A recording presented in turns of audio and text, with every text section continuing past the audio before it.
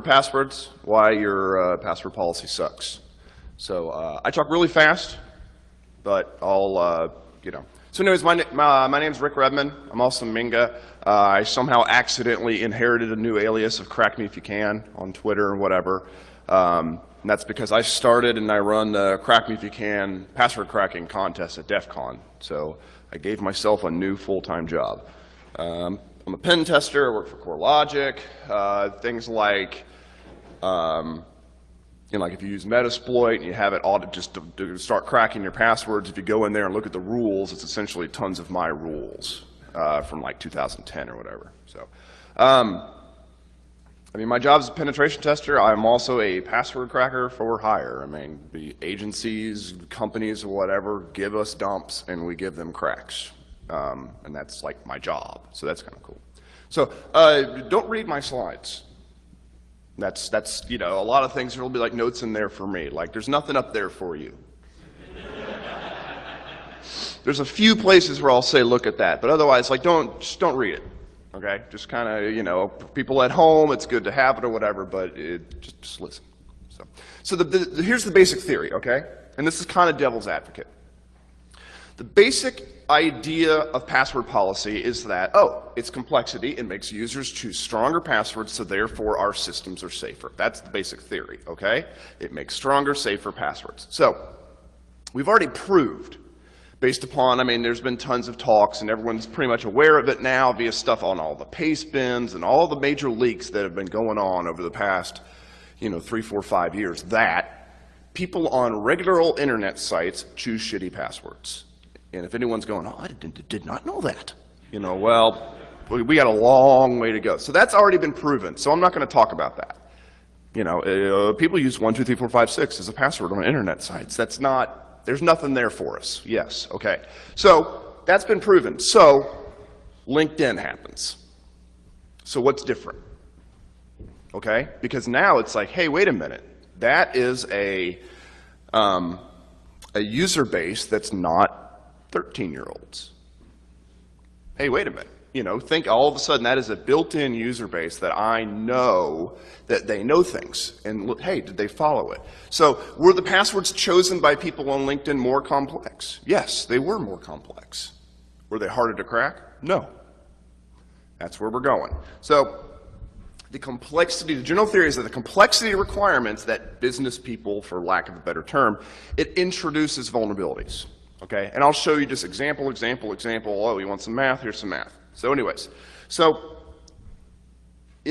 I don't know if you're offense, I don't know if you're defense, I don't know who you are, okay? But the general thing is, if this applies to you in any ways, you should be abusing this. If you're an offense, if you're defense, you should be aware of this, you should be auditing for it, and you should protect your users from doing these dumb things, okay? So let me show you. So what I have access to, since I'm a penetration tester, I'm going into Fortune 50s. And I'm compromising entire domains. I'm compromising single sign-ons of these huge places. 100% of these places enforce password complexity. So everyone's like, oh, I've got tons of hashes from Pastebin. Well, that's 0% forced, password complexity for the most part. Well, in the enterprise world, and of course they do, So it's pretty standard, the length's got to be 8. There's got to be 3 out of 4 categories. So upper, lower, special digit, we're going to talk a lot about that. You got to have 3 of the 4. .gov places have 12, 222, length 12, 2 upper, 2 lower, 2 special, 2 digit. I'll talk about a little bit about that later. Domain admins have to have stronger passwords, but the other thing is password histories, and we're going to talk a little bit about that later. That is, you can learn so much about what individual users are doing if you have their last 6 passwords, and there's new things, and so you can really learn and see what they're doing when they think no one's watching. The other cool thing is, since I'm a password cracker, since I'm a penetration tester, the largest thing I have access to is NTLMs. Why is that a big deal? It's the fastest algorithm to crack. So, you think, oh man, MD5s are so trivial. Well, MTLMs are faster to crack. So it's really easy to do math. So anyways, a lot of the stuff we're going to talk about, it's not based on rocku.txt, which is a big leak that was put out that everyone has from years ago. So, and the other cool thing is, since this is enterprise type stuff, we're, The data sets aren't little small, they're big, so it's easy to extrapolate data, it's easy to extrapolate math and figure out the real patterns that people are using. Okay, so let's just jump right in, okay? And I'm gonna lead you down one path, and then I'm gonna tell you something about that path later. And then we're gonna go to another path. Okay, so date-based. Okay, so here's the thing. So we know people use date-based passwords. Oh, I created the account in September, so my password's September. We know that people do that on, their World of Warcraft message board or wherever, But as soon as you introduce password rotation, which everyone does because it improves security, users are going to invent a way to remember their password. It's constantly changing. Even if you made it have to change every year, they'd still bitch and moan.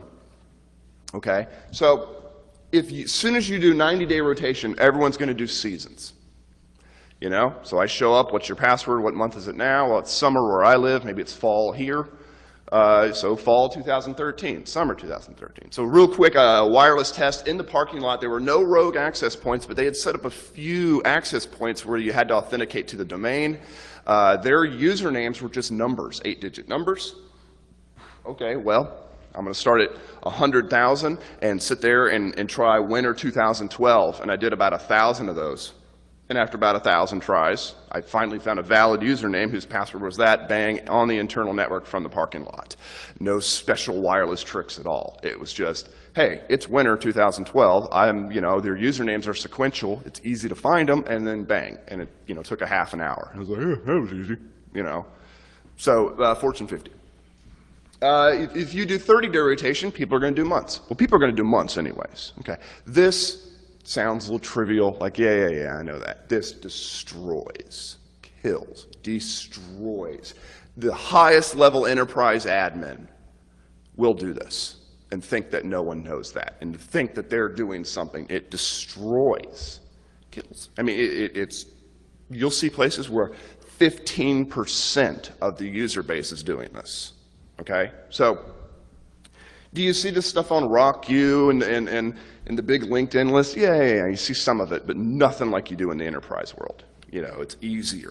So, rotation policy introduces vulnerabilities. Okay, well, how do you know if your users are doing this or not doing this? How do you know? You got to audit. All right, well, another thing is keyboard patterns. So if some places were like, okay, hey, they do the new user training, you got to choose better passwords. And they teach them little tricks, and they'll teach them keyboard patterns. Maybe they don't, and someone figures it out. With modern tools, you can destroy this. It's so easy, because of modern password cracking tools, like Hashcat or OCL Hashcat, you take two word lists and you bump them together. Okay? Well, so what does that mean? I need a left and a right.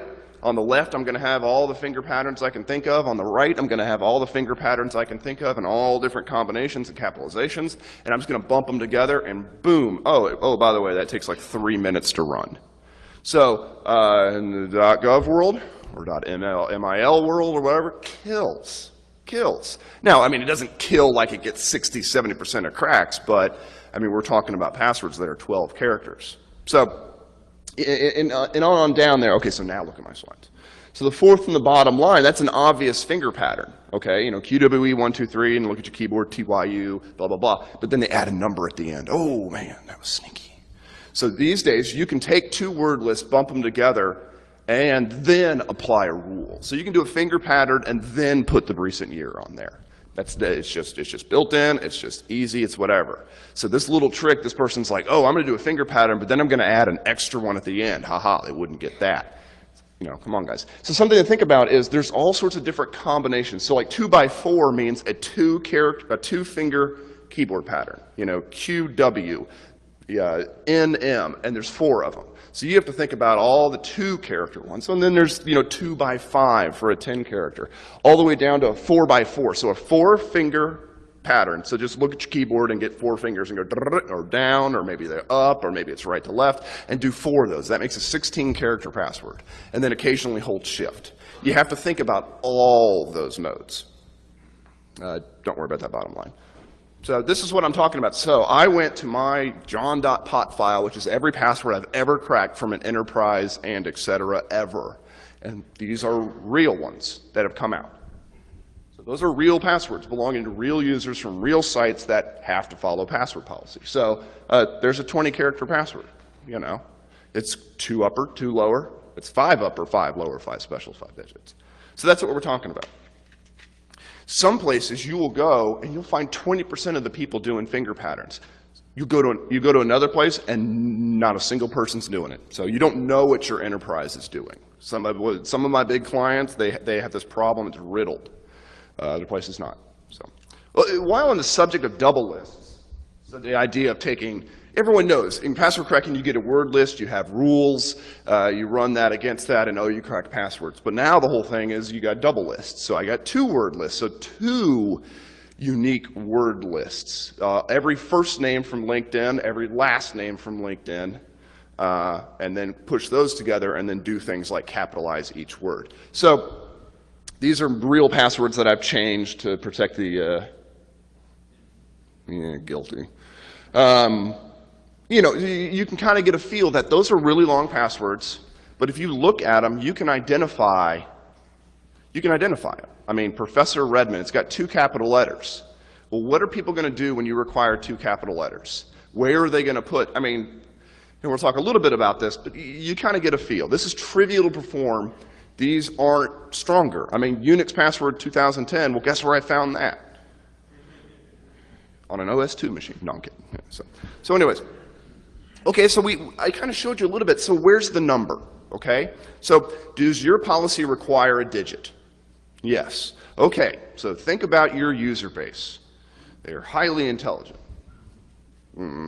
So anyways, you require a digit. Where's it going to be? It's going to be at the end, 90% of the time. It's human nature. What's your password? Well, my password is Mississippi. Oh, I require a number 1. That's what they're going to do. Okay, so yeah, we know this. This isn't rocket science. The rules have been set up that way since the early 90s. Well, sometimes it's going to be at the beginning. Sometimes it's going to be in the middle between 2 other words. Well, same thing with special character. Okay, if I require a special character, where's it going to be? Oh, it's going to be password 1, and then it's going to be exclamation point. Okay, well, along those same lines, what special character are they going to use? Okay, so what do you think is the most popular? Exclamation point. It's way too early for participation. So what do you think the least popular is? Oh, maybe left bracket or right bracket or something like that. Something you got to do shift and it's way over there or something like that. You kind of get the feel, but here's the kicker. Does your tool take advantage of that when you're doing it? If you're doing a brute force or you're just running John by default, I mean, is your tool smart enough to do the most popular ones first in the most popular places? And the thing is, you don't know, because I've been a password. I've been doing this since '99, and for longest time, I didn't know what it was doing either until I started really getting into it. So that's the thing. So there's an order in the human mind to where they'll put these added characters, okay? And then there's an order in the human mind of which characters they're going to use. And it's not universal, but it's kind of universal. I mean, exclamation point is always the most popular. I have never done a big assessment and pulled out and said, what's the most popular special character, and had it not be exclamation point, okay? So are you taking advantage of this? Are your tools taking advantage of it? Does your password policy allow exclamation point? Because you know everyone's going to use it, so why allow it? Okay, so let's talk we talked a little bit about rotation. I said, oh, hey, if you do it every 3 months, you do it every 1 month, you're going to know it. Okay, so what about the smarter people that are like, okay, well, I can't use seasons and I can't use months, but I still have to change my password. And I'm a human, and no one's watching what I'm doing, so I have to rotate my password but still remember it. So what are you going to do? Well, users use the same root word, and I don't know the best word, but we'll call it the root word. Meaning if their password's Mississippi 1 exclamation point, it's going to be Mississippi 2 exclamation point, or 2 at. I mean, they're going to use the same root word. So only because they know no one's watching. Okay? So this is really, really relevant in Active Directories because, well, once I penetrate them, I can go and get the histories, but also when it comes to like Microsoft Cache. So I bag a machine, there's a cache credential, oh, it's from 6 months ago, oh, it's no longer valid, but I see that the password is, Mississippi 4, and I'm like, well, that was 5 months ago or whatever, and so in just a few tries, I'll crack it. I'll crack the new one. Or I'll brute force it and actually do the attack and figure it out. And if your lockout's 5, I'm going to get it because now its password's Mississippi 4.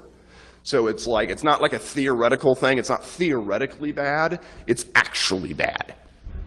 Okay. So users will use the same patterns every time, even if they change the word. Like if it's Mississippi 1 and then you require them to rotate their password, then they're going to go Alabama 1. I don't know if anyone, anyways. And then the next one's going to be Texas 1. Or, they're going to use the same pattern because they know no one is watching. Okay?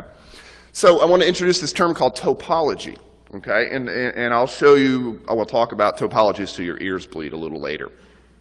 Okay, so here's like some examples. Someone's really good password going to be Smith Wesson 12, then it's going to be Smith Wesson 13, then it's going to be Smith, or they're just going to rotate their special characters. Users wouldn't do this if you didn't force them to change their passwords so much. But you have to. You got to force them to change their passwords. Insert long argument here. So I already talked about that. If you bag an old Windows machine, you get a cache credential. Even if it's old and no longer working, then you can still get the new one. Okay, so everything I just talked about is old news. None of that is breaking. None of that is like, oh, this guy is great. This is just like, yeah, we've known about this stuff. Okay? So, and I've released talks and word lists that are specifically for like enterprise and corporate worlds of what I see. So it's like, oh, okay, well, what's every major technology? What's every sports team? What's every city? What's every river in India? Sounds obtuse, but I made it for a reason. Things like that. So we've released all these, there's tons of word lists. A lot of them are built into Metasploit now, blah, blah, blah. A guy named Threat Agent actually made a thing where you can go type in your company, and then it'll go do a bunch of recon on your company, like where your offices are and stuff, and then generate a word list based off like what your company does and what it sells and where its location. Then like, oh, well, you're in Louisville, so we're going to put the Louisville, crap, I don't know the sports teams here. Cardinals. Yeah, we don't have any. Yeah, anyways, bad example, but you get the idea. And so you could extrapolate because in the enterprise world, that destroys. Don't worry about the bottom thing. This is from a password convention. So, okay.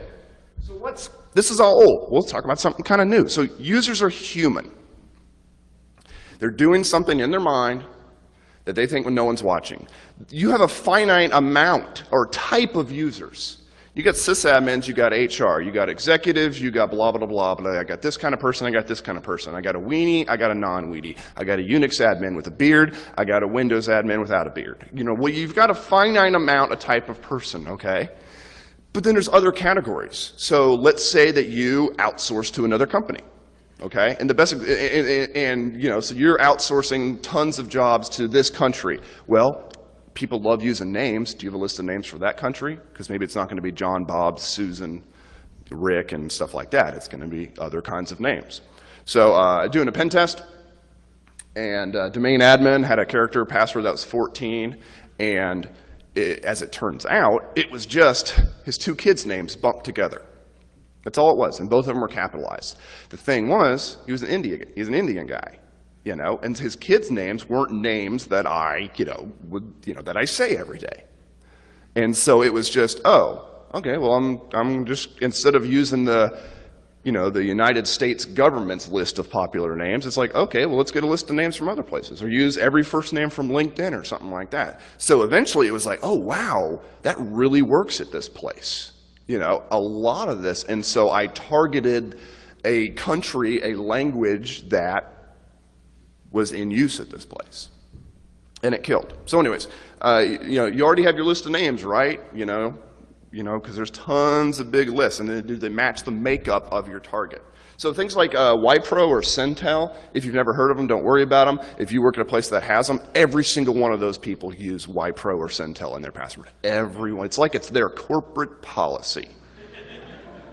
Slap the crap out of them. I mean, it's just ridiculous. It's like, I wonder who the Wipro employees are. Oh, well, they all have Wipro in their password. So this is how, when big leaks happened, this is how you identify them. So when LinkedIn happened, it showed up on Inside Pro, which is a message board. You crack a whole bunch of passwords, You get rid of them, you get rid of all capitalizations, make it all lowercase, you get rid of all the numbers, you get rid of all the specials, you sort unique, sort based on whatever the most popular one is, and bam, and you get a list of words. So what's the most popular word in LinkedIn once you get rid of capitalizations and leetness and uppers and lowers? And what's the most popular word on LinkedIn? No, that was like second. But anyways, you know, the first one ends up being like a name or something. Anyway, that's a trick question. Sorry, I'm an ass. But yeah, it's so obvious. It's so obvious. It's linked, LinkedIn, or link. And you're like, oh, I wonder where this is from, you know? And so that's what we did. And so it was really obvious, you know? So that happens about 5 to 10 times a week for me because I get tons of large leaks. Hey, where is this from? Like, you start cracking, like, oh, I sure am seeing a lot of European sports teams. Sure am seeing a lot of European sports teams. Sure am. Oh, wait, now I'm seeing gambling terms. Now I'm seeing gambling terms. Oh, wait, what's this word? There's a word in the top 10, I don't recognize that word. You Google it, oh crap, it's a European gambling site, you know? And oh, by the way, it's 11 million hashes. Every week I go through that, okay? So I mentioned topologies. This is what the topologies are. Okay, so this is kind of like the new idea. Now to password crackers, this isn't new, but I want to, if you're offense or whether you're defense, I want to show you how easy this is, okay? So, here's the language. So actually look at the screen. So on the left there, you see the fifth line down, ULLLLD. Okay, and then it's represented again with these question marks, which is how you actually do it. What that means is upper, lower digit. Okay, so in that particular case, that's an 8-character password. Okay, that starts with an uppercase, it's got a bunch of lower cases, and then it's D. With modern password cracking tools like Hashcat or OCL Hashcat, you can specify this. The upper, lower digit, and it'll go and brute force those. So it's a brute force attack, but very targeted against this particular topology, okay? So I don't care what your word lists are. It doesn't matter. It could be random letters. That topology is going to kill. It's going to destroy. So take a machine with 4 7970s, which is a graphics card, about $300 each. So we're talking about $1,400, maybe $2,000 max. You know, if you put like neon in it and stuff. So that little topology right there takes 5 seconds to run. Just 5 seconds. No word list. It's essentially a brute force, but it's targeted specifically toward you only do upper, then lowers, and then digits. Okay, so keep that in mind. So like the bottom left, upper, lower digit. So you got Austin 3. You know, it takes 3 seconds. So this one over here, you've got upper, lower, digit. It's Austin 13. So it's a word. Oh, I got to capitalize the letter. I'm going to capitalize the first one. I'm going to add 2 digits. Bam. Okay, so you kind of get the feel. So let me show you. These topologies, like what's the most popular topology at your enterprise or at your client that you're penetrating? These topologies are universal, meaning we all in corporate environments, we all have things that say, oh, it's got to be 8 characters, it's got to have 3 of the categories. Every place has almost the same password policy. These topologies are universal between sites. Now, I mean, there's some little nitpicking and, oh, this one's higher here and this one's lower here and stuff like that. But if you create a list of the most popular ones and do it, and then show up at a new place to perform a password audit, guess what? You're going to kill because they're kind of universal. So that makes my job really easy. It's great. I love it. So in quotes, you know, I never have seen password complexity. So password filth in Windows or whatever you have that when people type in a password, I've never seen one that looks at the pattern of the word and then says, no, that topology is too popular. Now, at Passwords 13, which was a conference before DEF CON, a guy showed off like a demo of one, and ours is coming out as well. That's hooked into PAM, you know, and then eventually be hooked into Windows and stuff.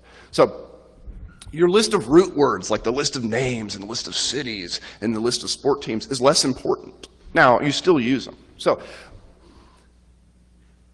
here's the thing, if you've been collecting stuff from Pastebin and you got the LinkedIn list and I've got the, this list and this list, and you've created these topologies, all those things on the internet, they don't have to do password complexity.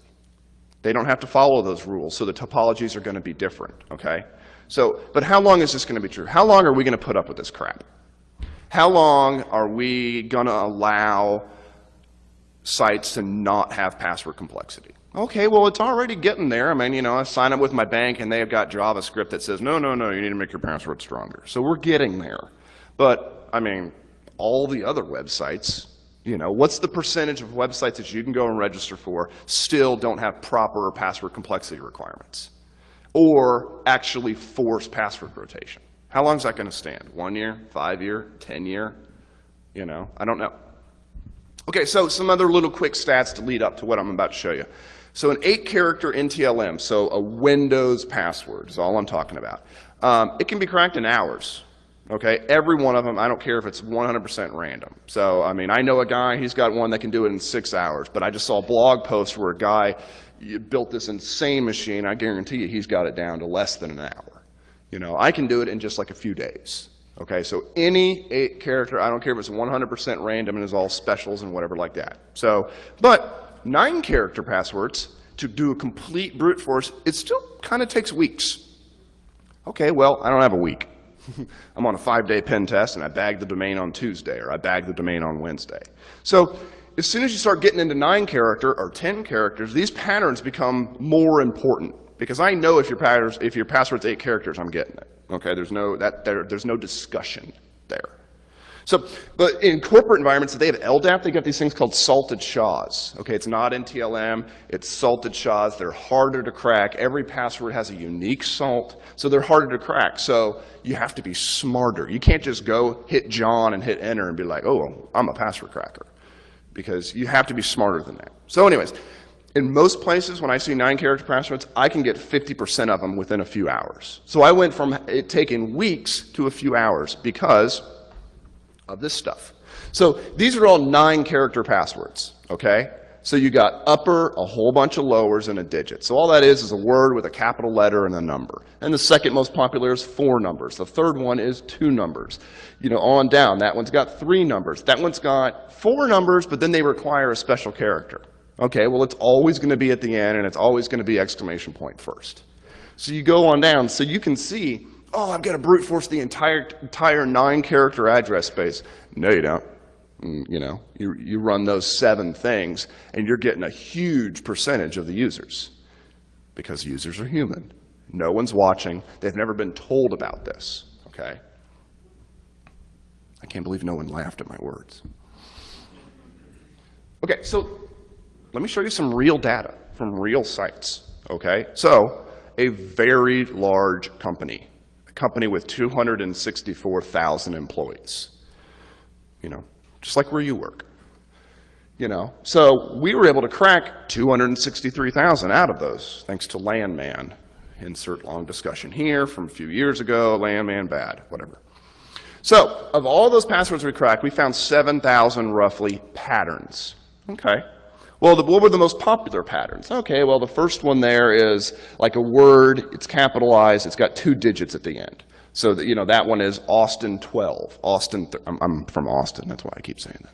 Austin 13. So the second most popular pattern was a 7-letter word with 2 digits at the end.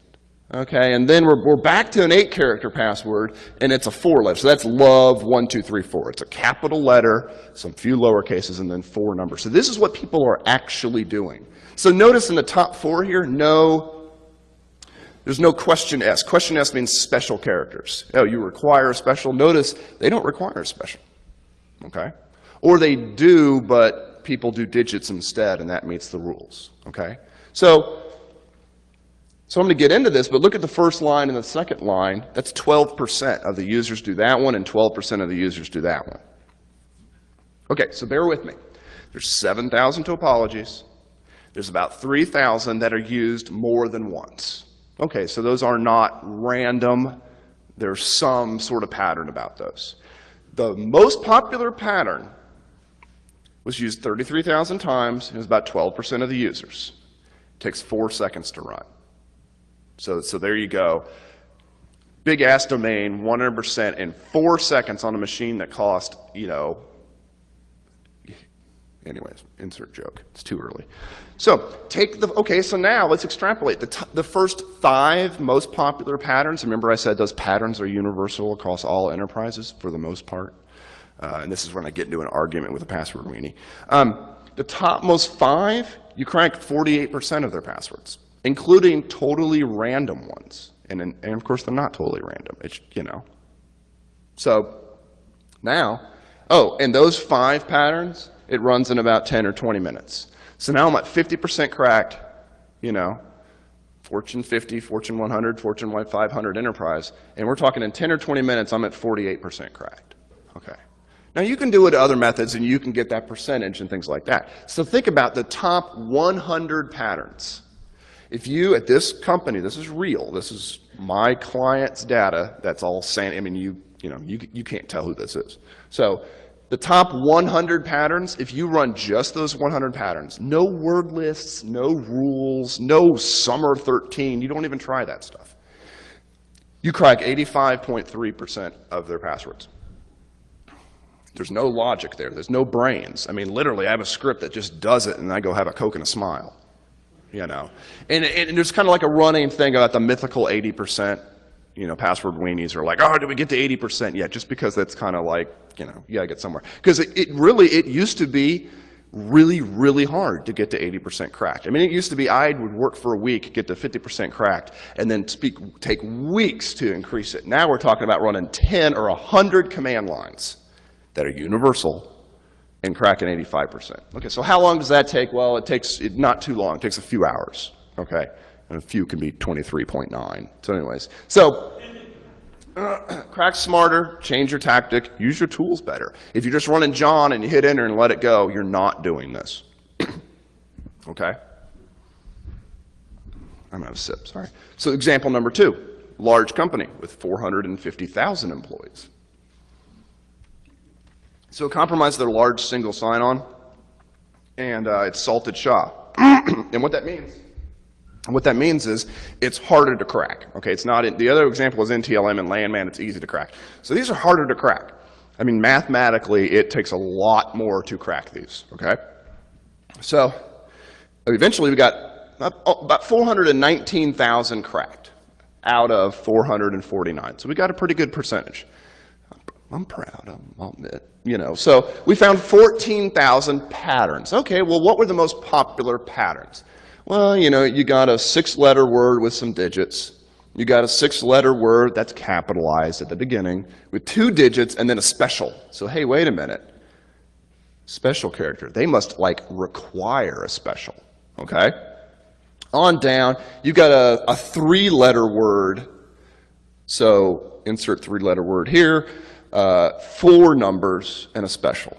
Okay, so that's, cat, 1, 2, 3, 4, exclamation point. Cat capitalized. So that's 8 characters and meets all 4 rules, upper, lower, special digit. Okay, so on down. So what's the least most popular pattern I saw? It was 12 uppercases followed by 3 digits and a special, which I thought was funny. So if you take the 5 most popular patterns, you crack 16%. Well, remember in the previous example, I said the most popular pattern, just 1, cracked 12%? So, hey, wait a minute, we're seeing something. Okay, so out of all the passwords, we identified 14,000 of these. There's about 7,000 that are valid, meaning more than 1 people use them. The single most popular pattern we found was only used by 4.3%. Well, that's a third as the other company. The top most 5 patterns were about 16%, and the other one was 48%, so we're still at about a third. So you take the top 100 patterns, run it through, and you crack 62.2% of their passwords. So what was the other company's number? What was it, 80, 85, 84? Who has got better passwords? This place. Now, theoretically, insert argument here. Yes, yes, yes, I know. But here's the thing, I'm going to an auditor. I leave here, go to an auditor's convention, and I'm going to speak to auditors in ties, And it's like, You audit everything. You audit the ergonomics of the desk chairs in the office, but you don't audit this. Those are numbers. Those are quantifiable, provable numbers that you can go and see improve over time. Who does this? Nobody. My clients do it, and they pay me to do it. It's great. So it's kind of where I'm getting at. Okay, so I'm going to kind of tell you how I do this. And in the top left there, a little bit of a warning here. It's kind of a sales pitch. I'm just telling you about how I do this, because this is what I do, okay? So I throw that out there. So you got a whole bunch of machines. Now, the way a lot of these guys do it is they put all their GPU machines in one environment, in one colo, all next to each other. It's not Ethernet. They use InfiniBand, and it acts like one big computer. Well, that is real expensive, and that's not how my company works, okay? We're a virtual company, so our machines are diverse. So our machines are all over the internet and all over different colos. The one I built recently right now is submerged in mineral oil and runs in mineral oil. I'll talk about that later. So anyways, you got all these machines and GPUs all over. Some of them are in people's houses. Oh, hey, new employee, here's your company computer. By the way, it's got a 7970 in it, and it's going to crack passwords, okay? So you share the hash list. Okay, I got these hashes from a client. I'm going to share it to all of them. Okay, and you do it securely, encrypted drives, and all the protocols are public-private, so there's no passwords or anything. You have to have a key to get to where you want to go, and the firewall rules are deny all unless you've been pre-approved. So then you also share your word lists and your rules and all your other things. So you share this information. On the master server, you create a queue of jobs. Okay, you say, okay, the very first job I'm going to run is going to be the most likely to succeed. The second one's going to be, it's going to succeed, and then you go on down. But do that for 6,000 jobs. So the very bottom job is going to be okay, get a word list that's every river in India, capitalize, don't capitalize, and add 6 numbers at the end. Well, you might, that might crack something, because I've seen it before, but the likelihood that it would is very small. So that kind of gives you an idea. It's an order. It's an ordered list of most likely to succeed. So insert years of research here into what works the best and put them in an order.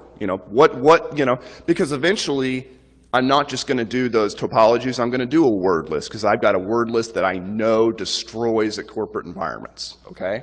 Or I can target it for anything. I can target it for government. I can target it for this. I can target it for LinkedIn.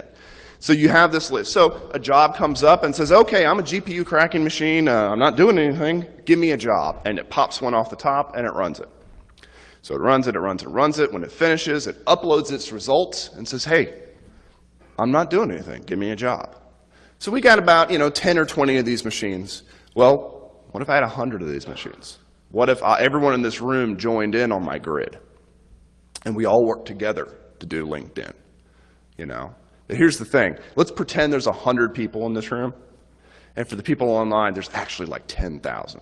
So let's pretend there's 100% of the people. 3 people.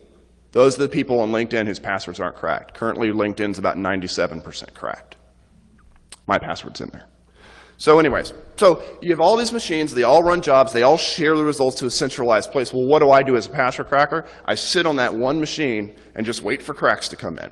And then I'm freed up to go and to analyze results and come up with new word lists and target certain people, and I can go and do everything, and I'm not having to think because I've done all the research and math. The hash list is going to shrink over time because I'm getting more and more cracks. When I started cracking LinkedIn, it was however big it was, and now I'm down to 3%. So it's a lot less hashes, which means they go a lot faster. That's especially important when you're doing single sign-on or salted SHAs, because there's all these salts. That makes the math harder, and the less passes you have, the faster it goes. So centrally monitored, full disk encryption on everything, and there's no outsourcing of hardware. Now, I'm going to make a few people mad. There are sites, there's coming up. The idea of having people audit your passwords are coming up, and it's send us your hash list, which immediately is dangerous, but I'm asking my clients to do it as well. Send us your hash list, and we'll crack it on Amazon. So wait a minute. You're going to trust a third party who you don't already have a business relationship with to crack your passwords. Okay, well, there's some trust there, and I require my clients to do the same thing. I'm bonded and insured, and I will lecture you about how our machines are set up for hours. But you're going to do that, and so, oh, that's kind of bad. And then they're going to go and put it on Amazon. Well, luckily, no one's ever figured out how to pull files off someone else's Amazon, share. And then a new one came up by another security vendor, and they're doing the same thing where it's like, okay, well, we'll run the software, but you give us your API creds for Amazon EC2, and then we'll run it that way. And so that way it's on your machines. It's not on your machines, it's on an Amazon machine. So, it's the stupidest thing ever. You're going to hand off something that's incredibly sensitive, which is scary, and like I said, I ask my people to do that. But then you're going to put it on Amazon? And I just do not get that. And so that's, the tactic we do is we own the machines. Okay, so, I've scared you, theoretically. Or you're bored. So how do we improve? How do we fix this? Well, you got to create password policies that are based on this topology stuff, the upper, lower, digit, in addition to what you're already doing. Man, is it going to piss people off. I'm on the offense side. I'm never on the defense, so I can recommend anything I want. But in addition, going on, it's like you have to create policies that are based on what your users are doing. Well, how do you know what your users are doing? You got to find out. What patterns are they doing? Figure out that pattern, block it. What root words, and this one especially, you cannot argue with the root words. What are the root words that people are doing? All right, well, my client's in Poughkeepsie. Oh, crap, 10% of my users are using the word Poughkeepsie and then adding crap at the end. Ban Poughkeepsie. What special character is the most popular? Exclamation point. Crap, 90% of my users are using exclamation point. Ban it. Because you're trying to diversify. You're trying to force your users to diversify the company's, the way that the passwords look. So how do you know this stuff? How do you know the patterns? How do you know the root words? How do you know it's special characters? How do you know? You got to audit, Why do I have to sit there and lecture people about, no, dude, you need to do this? Like, seriously. Everyone has a password, CEO to janitor. Or marketing, they're kind of below janitors. But then tie this into your SSO, your single sign-on. So, do it in Active Directory, do it in the Unix world, do it in your OpenLDAP, your SLAPD. Tie it all in, your SiteMinder. You pay all this money for SiteMinder, and everything's tied into all the same single sign-on.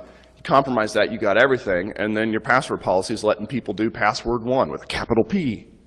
It's 9 characters, it's got an upper, a lower, and a digit. If it's 3 out of 4 characters, perfectly acceptable. So that's how you improve. Okay, so I'm going to anger you. You are not a special little snowflake, regardless of what your parents say. Okay? The little trick that's in your head that you think no one else knows is used by millions of other people. Okay? That little trick that you're like, oh, ha, ha, ha, ha. I'll capitalize the second letter. No. The thing is, even people who use summer 2013 as their password, or password 1, they think this. They think they're a special little snowflake because their mom and dad told them so. Okay? Tell your users this. Prove it to them. Embarrass them if you have to. My goal is to improve for my clients their security. And if I have to use FUD, I have to. Now, there's no uncertainty. It's certainty. I have proved it to be true. So what do I do in pen test outbrief? I get all the Unix weenies with their beards and all the Windows admins with their dunce caps, and we put them in a room. We go over the report, I tell them what I did, and then I show them their frickin' passwords. I just put them up there. Now, I don't put the names next to them, but everyone in the room's going, oh crap, that's mine.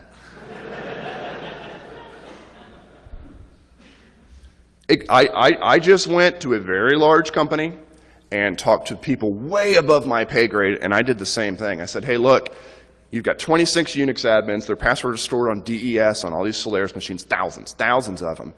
Here's 20 of them. Here's 20 of the 26, here's their password, okay? And I showed it to them. And some of them were random, and other ones were just things that a Fortune X size executive can look at and laugh at. So Unix Sweeney, you're being laughed at by a person who's trying to put a floppy disk in a CD-ROM drive. Because they can be that simple. They think no one's watching. Okay? And if you got to do it, you got to do them. But then you got to train them. You got to train them how to be that unique, special snowflake. Okay? Now everyone in the room right now is going, that doesn't apply to me, Yeah, okay. But understand, I'm not talking about you. I'm talking about your users, your adversary, the people you're going after, or the people you're trying to protect. They need to be told this. That little trick in your head is unless your trick is, I can really, I found out that I can remember 20 absolutely random set of characters magically, and I can remember 20 different sets of them because I'm a savant. Unless that's your special trick, anyways. Yeah, I'm going to get yelled at, argument here. Okay, so I'm kind of done. Little other things. Like I said, there's videos on YouTube of me. I have giant GPU machines submerged in mineral oil. You take out all the fans, which is scary, and then you get a running computer and you drop it into liquid. It's weird. So anyways, I do that, and I actually have machines at home where I run GPU cards and they're submerged in a smaller tank of mineral oil by themselves.